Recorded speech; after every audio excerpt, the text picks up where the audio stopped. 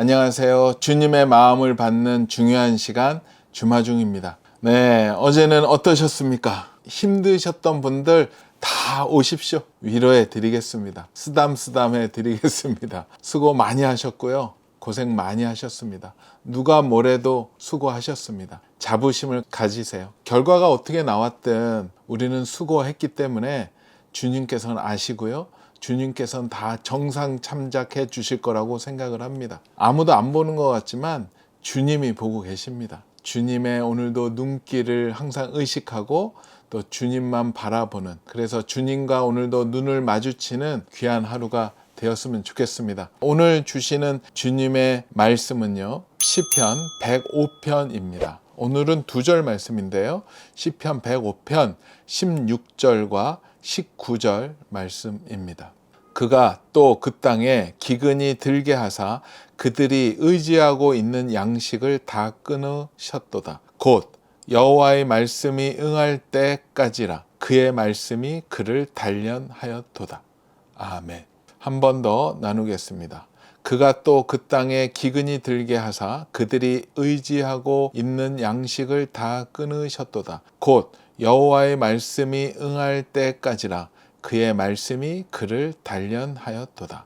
아멘, 아멘. 오늘 또 이 말씀을 쉬운 성경 버전으로 나누겠습니다. 주께서 그 땅에 기근을 내리시고 모든 식량 공급을 막으셨습니다. 그러나 마침내 그가 예언한 것이 이루어지게 되었습니다. 여호와의 말씀이 요셉의 진실을 보여준 것입니다. 아멘. 네, 이번에는 새번역 버전입니다. 그 뒤에 주님께서 그 땅에 기근을 불러들이시고 온갖 먹거리를 끊어버리셨다. 마침내 그의 예언은 이루어졌다. 주님의 말씀은 그의 진실을 증명해 주었다. 아멘, 아멘. 그래요. 오늘 또 이 귀한 말씀과 함께 볼 좋은 책이 있어서 여러분께 소개시켜 드립니다. 우리 사진 작가이면서 귀한 책을 많이 쓰고 계시는 이요셉 작가님의 새로운 책입니다. 길 위에서 던진 질문이라는 책입니다. 이 책은요, 어찌 보면 주님과의 동행 일기입니다. 주님과 그 길을 가면서 계속 궁금한 건 여쭈어보고, 또 어떠한 일이 생겼을 때 이해되지 않는 것들도 주님께 질문하면서 거기서 받는 그 마음들을 써 있기 때문에 아마 이 책을 보시면 또 많은 도움을 얻을 수 있을 것이라고 생각합니다. 그래요, 오늘 이 책의 내용 중에서 좋은 글이 있어서 함께 나눕니다. 주님, 말씀해 주세요. 보여주세요. 하나님의 사랑이 나를 압도할 때 나는 광야를 걸을 수 있습니다. 너는 내 사랑하는 아들이라. 내가 너를 기뻐하노라. 하늘로부터 들려오는 소리가 있은 후 하나님은 곧장 성령님을 통해 사랑하는 아들을 광야로 내모셨습니다. 우리가 광야에서 살아가는 건 하나님이 무능력하시거나 우리에게 무관심하셔서가 아닙니다. 사람이 살지 못하는 땅에도 그 어느 곳에서도 하나님의 사랑은 멈추지 않습니다. 17 요셉은 그 의미도 모른 채 하나님이 주신 꿈을 꾸었고 장차 만 백성을 구원할 총리로 계획되었습니다. 우리가 보기엔 절망적입니다. 그러나 하나님은 그분의 일을 하십니다. 그 땅에 기근이 들게 하사 그들이 의지하고 있는 양식을 다 끊으셨도다. 그가 한 사람을 앞서 보내셨음이요 곧 여호와의 말씀이 응할 때까지라. 그의 말씀이 그를 단련하였도다. 시편 105편 16, 17, 19절 말씀. 우리를 통해 그리고자 하시는 하나님의 그림이 있습니다. 고난 뒤에 감춰진 하나님의 마음은 사랑입니다. 만일 내게 아픔과 고난이 없다면 내 눈은 하나님과 맞춰지기 어렵습니다. 하나님의 마음은 힘든 중에, 아픈 중에, 고난 중에 더욱 알게 됩니다.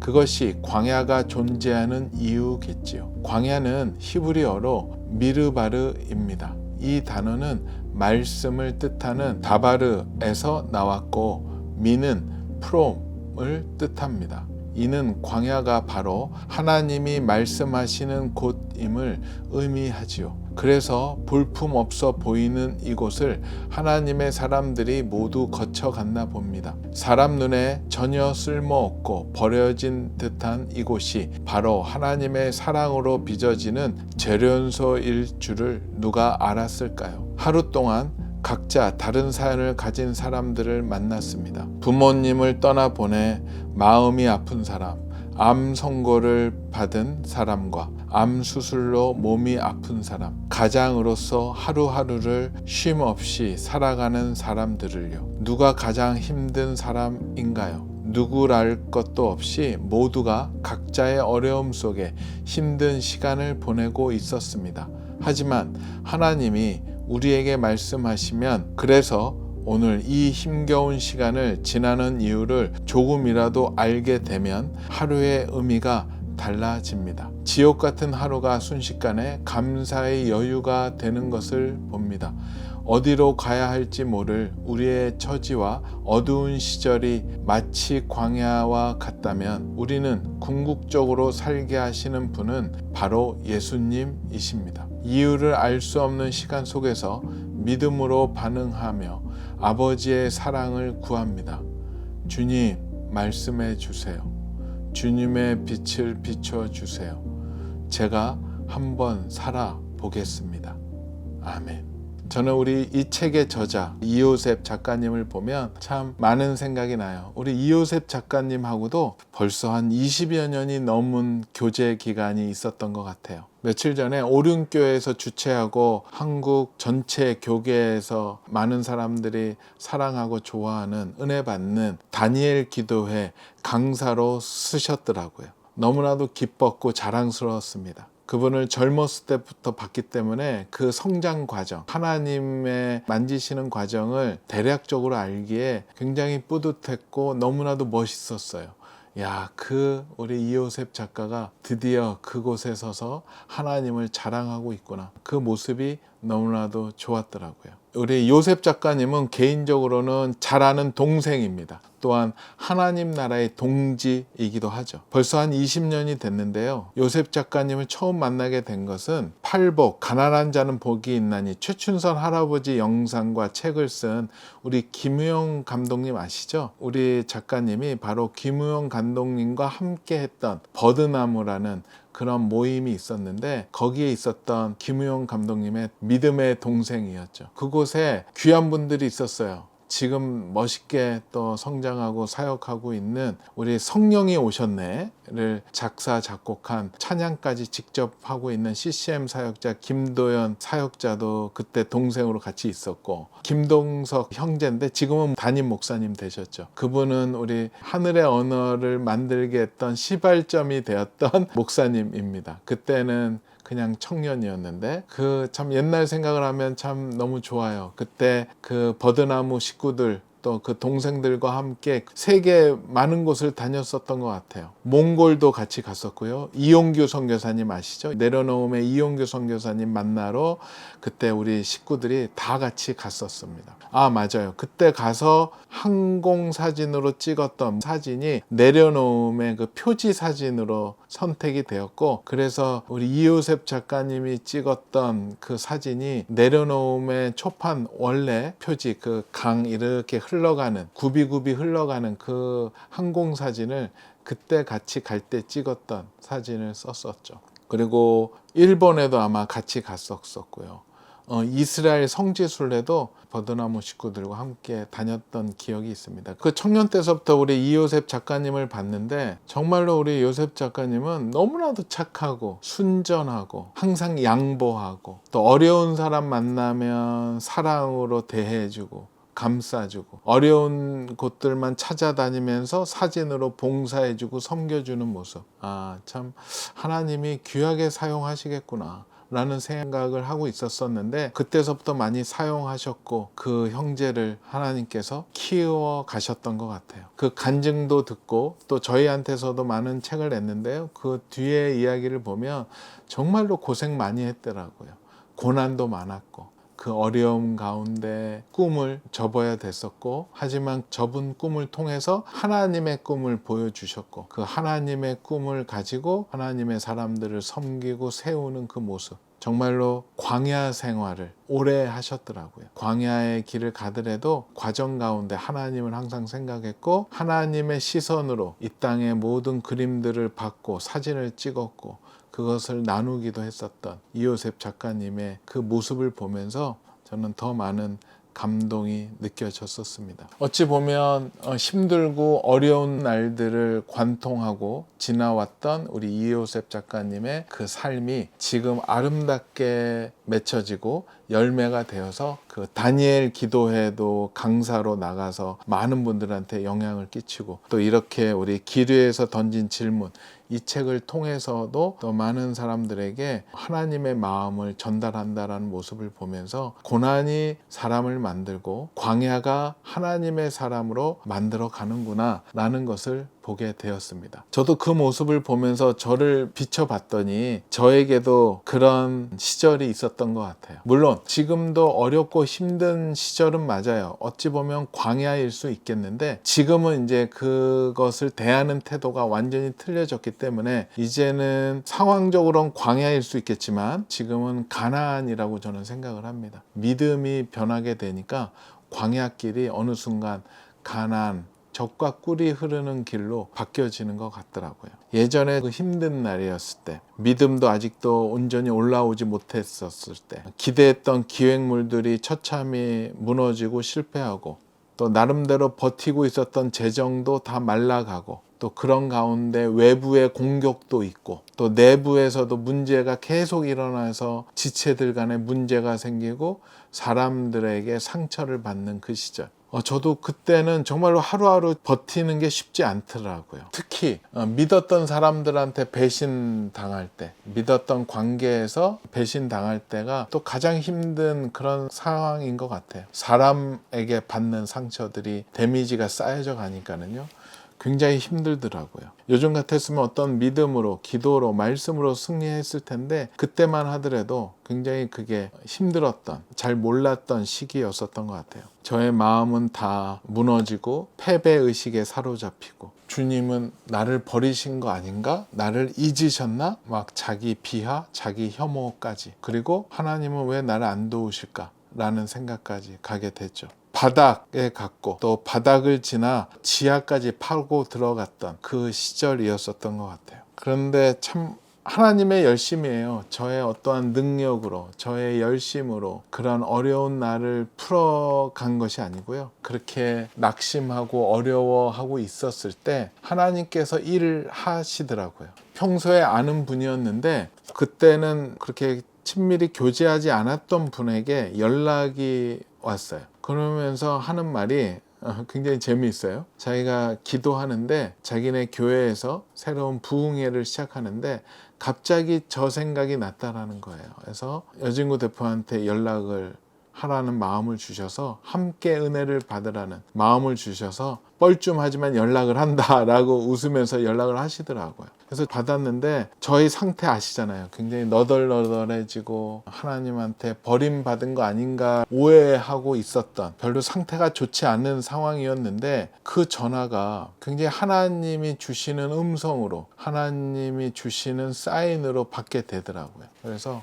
지금 나는 힘이 없고 아무런 소망이 없지만 한번 가보겠습니다 라는 마음으로 그 초청에 응했죠. 그런데 좀 실망을 했던 게 그러면 뭔가 생각했던 기대했던 좋아했던 분이 설교할 줄 알았는데 전혀 무명이었어요. 그림서부터가 별로 저 마음에 들진 않았어요. 주제도 별로 안 좋았었던 것 같고 근데 그때 저 상태가 다 안 좋았기 때문에 하지만 뭔가 살아야 되겠다. 뭔가 이대로는 안 된다. 하나님의 사인을 기다렸던 마음은 있었던 것 같아요. 그 마음으로 그 집회에 참여하게 되었었습니다. 일단은 참여만 했고 주님이 알아서 해달라는 그 마음만 있었습니다. 아무런 기대감 없이 참석을 했었는데 그때 강사 목사님이 그날 주제의 말씀을 읽어주시는데요. 그 말씀이 저의 마음에 비수처럼 꽂혔고 새로운 눈을 열게 해주신 말씀을 주셨습니다. 신명기 8장 2절 3절 말씀입니다. 내 하나님 여호와께서 이 40년 동안에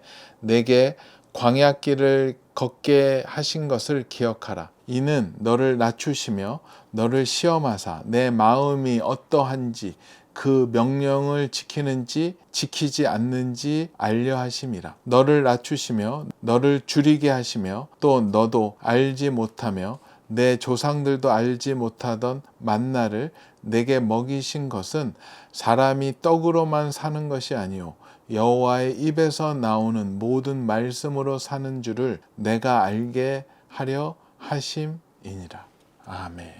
저는 이 말씀이 정말로 정광석화처럼 저의 마음에 꽂혔고 저한테 왔던 그 광야길을 걷게 하신 것, 나구나라는 생각을 했고요. 그것을 이겨나갈 수 있는 유일한 해답을 마지막 절에서 얘기하셨습니다. 여호와 입에서 나오는 모든 말씀으로 사는 줄을 네가 알게 하려 하신다는 것. 정말로 그날 이 신명기 이 말씀이 저의 가슴을, 저의 머리를 습격했죠. 설교도 듣지도 않았고 아직 들어가지도 않았는데 그 순간에 눈물이 터져 나왔고 울기 시작을 했고 그 다음서부터는 얘기 끝났죠. 그 앞에서 어떤 말씀을 해도 모든 게 은혜가 되었고요. 이 말씀을 통해서 저의 모든 그동안에 가졌던 의문, 불만, 원망이 한 번에 해소가 되더라고요. 정말로 한 번에 해소가 되고요. 이해가 되었고 나를 왜 광야길을 나가게 하셨는지, 나를 훈련시키시고 더 좋은 하나님의 사람으로 만들기 위한 작업이었다는 것을 알게 되었고요. 그렇게 저의 광야길이 해결됐던 기억이 있습니다. 우리 주마중 식구들 어떠세요? 지금 광야에 계세요? 오늘 주제 시편 105편 말씀과 또 지금 읽어드렸던 신명기 8장 2절 3절 말씀을 한번 꼭 한 구절 한 구절 조목조목 한번 씹어서 드셔보세요. 그러면 주님이 길을 열어주시지 않을까 생각이 들고요. 그 광야길이 가나안 길이 되고 젖과 꿀이 흐르는 길로 어느 순간에 변화되어 있지 않을까 생각해 보게 됩니다. 주님은 항상 옆에 계십니다. 주님의 말씀을, 주님의 마음을 찾으십시오. 그러면 그 길에서 승리할 수 있을 것입니다. 그래요. 오늘 본문 가운데 좋은 글이 있어서 한 구절 나누겠습니다. 누구를 알 것도 없이 모두가 각자의 어려움 속에 힘든 시간을 보내고 있었습니다. 하지만 하나님이 우리에게 말씀하시면 그래서 오늘 이 힘겨운 시간을 지나는 이유를 조금이라도 알게 되면 하루의 의미가 달라집니다. 지옥 같은 하루가 순식간에 감사의 이유가 되는 것을 봅니다. 어디로 가야 할지 모를 우리의 처지와 어두운 시절이 마치 광야와 같다면 우리를 궁극적으로 살게 하시는 분은 바로 예수님이십니다. 이유를 알 수 없는 시간 속에서 믿음으로 반응하며 아버지의 마음을 구합니다. 주님, 말씀해 주세요. 주님의 빛을 비춰 주세요. 제가 한번 살아보겠습니다. 아멘. 아멘. 오늘 이 말씀 한 번 더 나누겠습니다. 그가 또 이 땅에 기근이 들게 하사 그들이 의지하고 있는 양식을 다 끊으셨도다. 곧 여호와의 말씀이 응할 때까지라. 그 말씀이 그를 단련하였도다. 아멘. 같이 기도하겠습니다. 주님 감사합니다. 주님 감사합니다. 주님 영광 홀로 받으시옵소서. 그렇습니다. 주님, 주님의 음성에, 주님의 그 입술에서 나오는 그 말씀에 저희가 주목하게 허락하여 주시옵소서.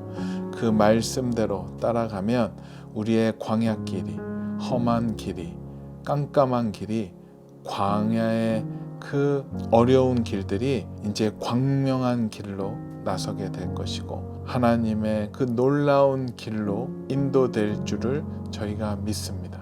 주님, 젖과 꿀이 흐르는 그 하나님의 그 아름다운 땅으로 이끌어 주셔서 감사합니다. 주님께 감사하며 기뻐하는 저희에게 허락하여 주시옵소서. 감사하오며 거룩하신 예수 그리스도의 이름으로 기도합니다. 아멘. 아멘. 그래요. 오늘 나누었던 이 고백 주마중 식구들도 함께 나누었으면 좋겠습니다.